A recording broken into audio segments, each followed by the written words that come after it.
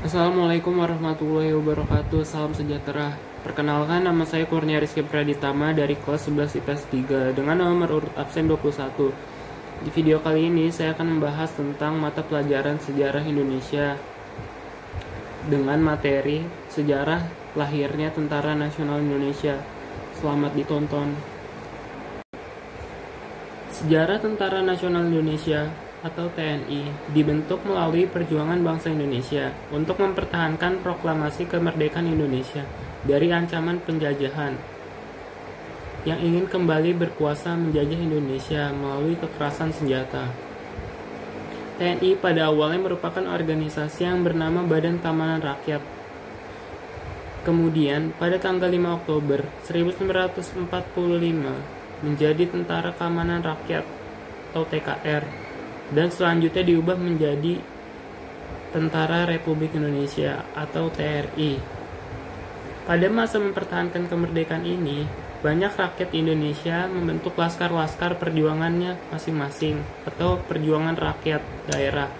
Usaha pemerintah Indonesia untuk menyempurnakan tentara kebangsaan terus berjalan sambil bertempur dan berjuang untuk menegakkan kedaulatan dan kemerdekaan bangsa, untuk mempersatukan dua kekuatan bersenjata yaitu TRI sebagai tentara reguler dan badan-badan perjuangan rakyat.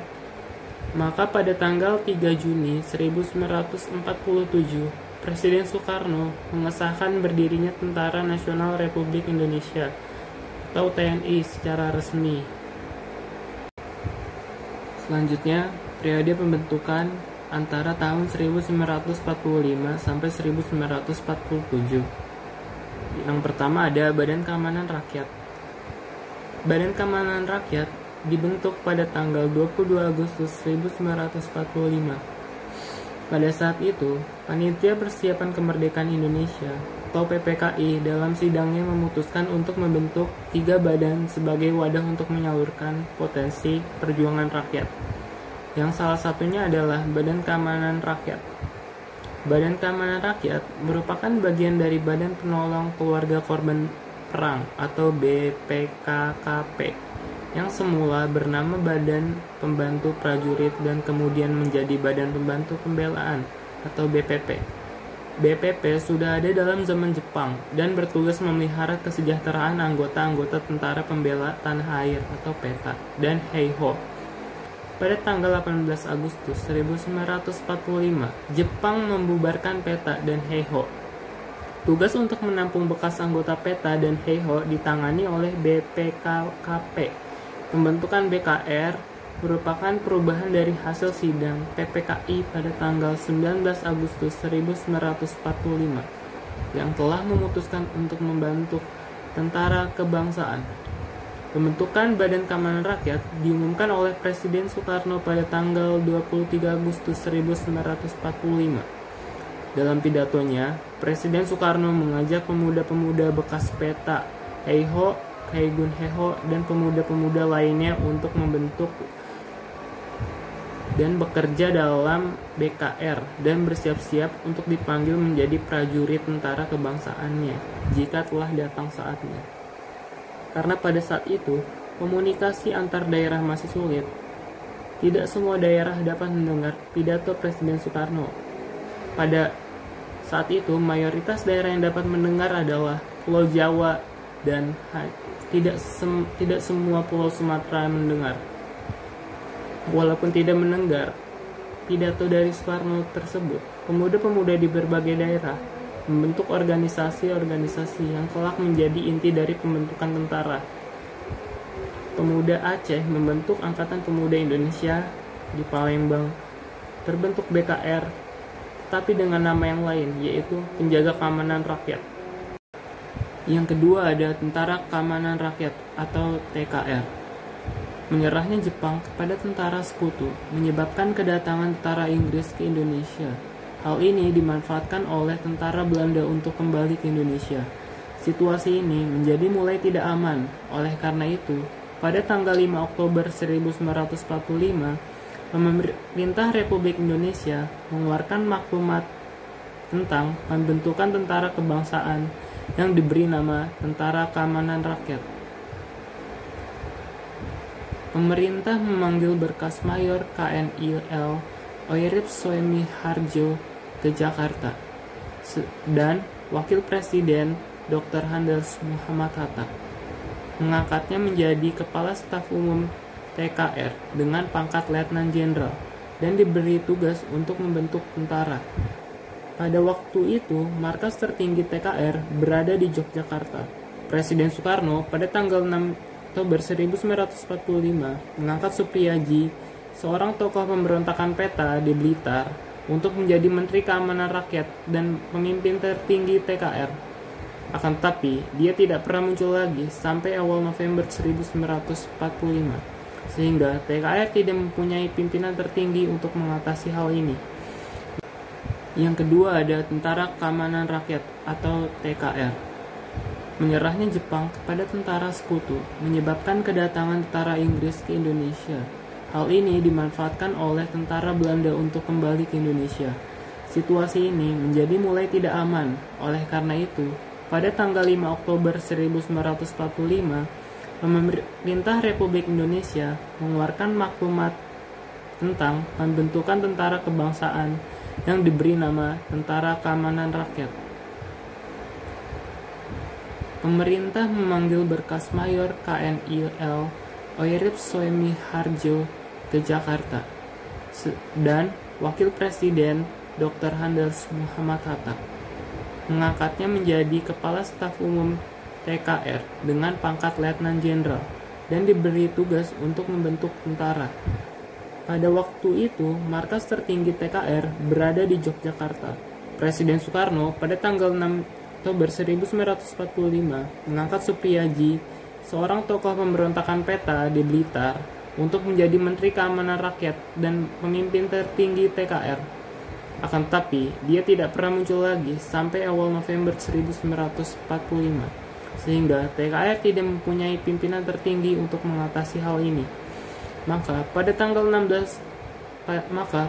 12 November 1945 diadakan konferensi TKR di Yogyakarta dan dipimpin oleh Kepala Staf Umum TKR, Letnan Jenderal Oirip Sumoharjo. Hasil konferensi itu adalah terpilihnya Kolonel Sudirman sebagai pimpinan tertinggi TKR. Pemerintah Republik Indonesia pada tanggal 18 Desember 1945 mengangkat resmi Kolonel Sudirman menjadi Panglima Besar TKR dengan pangkat Jenderal. Berubahnya fungsi dari Tentara Keamanan Rakyat menjadi Tentara Keselamatan Rakyat untuk memperluas fungsi ketentaraan dalam mempertahankan kemerdekaan dan menjaga keamanan rakyat Indonesia, maka pada tanggal 7 Januari 1946, pemerintah mengeluarkan penetapan pemerintah yang isinya adalah mengganti nama Tentara Keamanan Rakyat menjadi Tentara Keselamatan Rakyat. Kemudian nama Kementerian Keamanan Rakyat dirubah menjadi Kementerian Pertahanan. Markas tertinggi Tentara Keselamatan Rakyat mengeluarkan pengumuman bahwa mulai tanggal 8 Januari 1946, nama Tentara Keamanan Rakyat diubah menjadi Tentara Keselamatan Rakyat. Juga ada Tentara Republik Indonesia. Untuk menyempurnakan organisasi tentara menurut standar militer internasional, maka pada tanggal 26 Januari 1946, pemerintah mengeluarkan maklumat tentang penggantian nama Tentara Keselamatan Rakyat menjadi Tentara Republik Indonesia. Maklumat ini dikeluarkan melalui penetapan pemerintah. Untuk mewujudkan tentara yang sempurna, pemerintah membentuk suatu panitia yang disebut dengan Panitia Besar Penyelenggaraan Organisasi Tentara. Panitia tersebut adalah Letnan Jenderal Oirip Soemiharjo dan Komodor Surya Dharma. Pada tanggal 17 Mei 1946, panitia mengumumkan hasil kerjanya berupa rancangan dan bentuk Kementerian Pertahanan dan Ketentaraan, kekuatan dan organisasi, peralihan dari TKR ke TRI, dan kedudukan laskar-laskar dan barisan-barisan, serta Badan Perjuangan Rakyat. Presiden Soekarno pada tanggal 25 Mei 1946 akhirnya melantik para pejabat markas besar umum dan Kementerian Pertahanan. Pada upacara pelantikan tersebut, Panglima Besar Jenderal Sudirman mengucapkan sumpah anggota pimpinan tentara mewakili semua yang dilantik. Yang terakhir ada Tentara Nasional Indonesia. Usaha untuk menyempurnakan tentara terus dilakukan oleh pemerintah Indonesia. Banyaknya laskar-laskar dan badan perjuangan rakyat ternyata masih kurang menguntungkan bagi perjuangan demi mempertahankan kemerdekaan. Sering terjadi miskomunikasi antar TNI dan badan perjuangan rakyat yang lain. Demi mencegah terjadinya kesalahpahaman tersebut, pemerintah akhirnya berusaha untuk menyatukan Tentara Republik Indonesia dengan badan perjuangan-perjuangan yang lain. Dengan pada tanggal 15 Mei 1947, Presiden Republik Indonesia mengeluarkan penetapan tentang penyatuan TRI dengan Badan dan Laskar Perjuangan menjadi satu organisasi tentara. Dengan pada tanggal 3 Juni 1947, resmi Presiden Soekarno menyatukan TRI dengan Laskar-Laskar Perjuangan menjadi satu wadah. Tentara Nasional dengan nama Tentara Nasional Indonesia atau sering kita sebut TNI. Presiden juga menetapkan susunan tertinggi TNI, yaitu terdiri dari Panglima Besar Angkatan Perang yang diduduki jabatannya oleh Jenderal Sudirman, diangkat sebagai Kepala Pucuk Pimpinan TNI dengan anggotanya adalah Letnan Jenderal Urip Sumoharjo, Laksamana Muda Nazir, Komodor Surya Dharma, Jenderal Mayor Sutomo, Jenderal Mayor Insinyur Sakirman, dan Jenderal Mayor Sujuko Suyono. Dalam ketetapan itu juga menyatakan bahwa semua satuan angkatan perang dalam satuan laskar yang menjadi TNI diwajibkan untuk taat dan tunduk kepada segala perintah dari instruksi yang dikeluarkan oleh pucuk pimpinan TNI. Setelahnya adalah penataan organisasi. Di masa tersebut antara tahun 1947 sampai 1948. Dikarenakan kondisi ekonomi negara yang masih baru, ternyata belum cukup untuk membiayai angkatan perang yang besar pada waktu itu. Salah satu anggota KNIP bernama Baharudin mengeluarkan gagasan untuk melaksanakan pengurangan anggota di kalangan angkatan perang. Selain itu, hasil dari perjanjian Renville adalah semakin sempitnya wilayah Republik Indonesia. Daerah yang dikuasai hanyalah beberapa kresidenan di Jawa dan Sumatera yang berada dalam keadaan ekonomi yang cukup parah akibat blokade dari Belanda. Pada tanggal 2 Januari 1948, Presiden Soekarno mengeluarkan keputusan Presiden nomor 1 tahun 1948 yang memecah pucuk pimpinan TNI menjadi Staf Umum Angkatan Perang dan Markas Besar Pertempuran. Staf Umum dimasukkan ke dalam Kementerian Pertahanan di bawah seorang Kepala Staf Angkatan Perang, Kasat. Sementara itu, Markas Besar Pertempuran dipimpin oleh seorang Panglima Besar Angkatan Perang. Pucuk pimpinan TNI dan Staf Gabungan Angkatan Perang dihapus. Presiden mengangkat Komodor Surya Dharma sebagai Kepala Staf Angkatan Perang dengan Kolonel TB Simatupang sebagai wakilnya. Sebagai Panglima Besar Angkatan Perang diangkat Jenderal Sudirman. Staf Umum Angkatan Perang bertugas sebagai perencanaan taktik dan siasat serta berkoordinasi dengan Kementerian Pertahanan. Sementara Staf Markas Besar Angkatan Perang adalah pelaksana taktis operasional. Putusan Presiden ini menimbulkan reaksi di kalangan Angkatan Perang. Maka pada tanggal 27 Februari 1948, Presiden mengeluarkan penetapan Presiden nomor 9 tahun 1948 yang isinya membatalkan penetapan yang lama dan mengeluarkan penetapan baru. Dalam penetapan yang baru ini, Staf Angkatan Perang tetap di bawah Komodor Surya Dharma. Sementara itu, Markas Besar Pertempuran tetap di bawah Panglima Besar Jenderal Sudirman, ditambah Wakil Panglima yaitu Jenderal Mayor Ahmad Nasution. Angkatan Perang berada di bawah seorang Kepala Staf Angkatan Perang atau Kasat yang membawahi Kepala Staf Angkatan Darat atau Kasat Kepala Staf Angkatan Laut atau Kasau, dan Kepala Staf Angkatan Udara atau Kasau. Dalam penataan organisasi ini dibagi menjadi dua bagian, yaitu penataan kementerian dan pimpinan tertinggi ditangani oleh Kasab. Sementara mengenai pasukan serta daerah-daerah pertahanan ditangani oleh Wakil Panglima Besar Angkatan Perang. Untuk menyelesaikan penataan organisasi ini, Panglima Besar Jenderal Sudirman membentuk sebuah panitia yang anggotanya ditunjuk oleh Panglima sendiri. Anggota panitia terdiri dari Jenderal Mayor Susilat Jojo Adiningrat yang merupakan mantan organisasi PETA dan Laskar-Laskar Rakyat, Jenderal Mayor Suwardi, mantan anggota KNIL, dan Jenderal Mayor Nasution, yaitu dari perwira muda.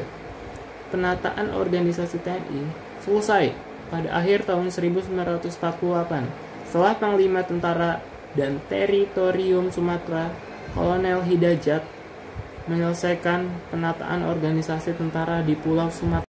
Selanjutnya, setelah Konferensi Meja Bundar atau KMB pada bulan Desember 1949, Indonesia berubah menjadi negara federasi dengan nama Republik Indonesia Serikat. Sejalan dengan itu, maka dibentuk pula Angkatan Perang RIS, Republik Indonesia Serikat, atau disingkat sebagai APRIS, yang merupakan gabungan antara TNI dan KNIL. Pada tanggal 17 Agustus 1950, RIS dibubarkan dan Indonesia kembali menjadi negara kesatuan, sehingga APRIS berganti nama menjadi Angkatan Perang Republik Indonesia. Pada tahun 1962, dilakukan upaya penyatuan antara Angkatan Perang dan Kepolisian Negara menjadi sebuah organisasi yang bernama Angkatan Bersenjata Republik Indonesia, atau yang kita kenal sebagai ABRI. Penyatuan satu komando ini dilakukan dengan tujuan untuk mencapai tujuan tingkat efektivitas dan efisiensi dalam melaksanakan perannya dan menjauhkan pengaruh dari kelompok politik tertentu. Pada tahun 1998